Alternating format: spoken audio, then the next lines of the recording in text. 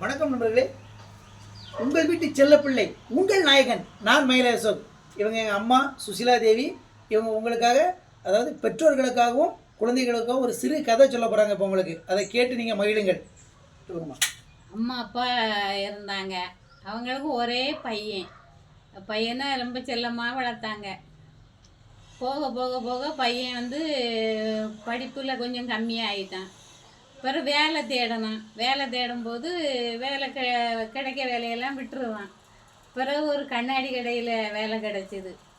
அதை சேரில் போய் உட்காந்துட்டு, சரி நமக்கு வேலை கிடச்சிக்கிட்டு நம்ம இனிமே கல்யாணம் முடிக்கணும், இனிமே பிள்ளை எதுவும் வந்து நம்ம அப்பா துட்டுங்க துட்டும் கிடையாது ஒன்றும் கிடையாதுன்னு சத்தம் போடணும்னு கனவு கண்டுட்டான்.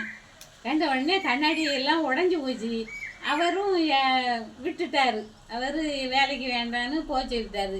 அதனால் பிள்ளைகளை அரவணைச்சி அன்பாக பாசமாக வளர்க்கணும், சொல்லி கொடுத்து வளர்க்கணும். பிள்ளைகளை நல்ல முறையில் நல்ல கருத்தாக சொல்லி கொடுத்து வளர்க்கணும்.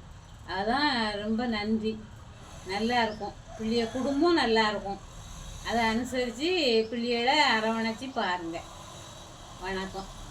இந்த கதை என்ன கதைன்னா, அதாவது உழைப்பு மட்டும் நம்ம ஒழுங்காக இருக்கணும். அதாவது உழைப்பு இருந்தால் தான் நம்ம வாழ்க்கையில் முன்னேறிக்க முடியும். தன்னம்பிக்கையும் உழைப்பு இருந்தால் தான் ஜெயிக்க முடியும். பகல் கனவு காணக்கூடாது அப்படின்னா நம்ம ஜெயிக்க முடியாது வாழ்க்கையில்.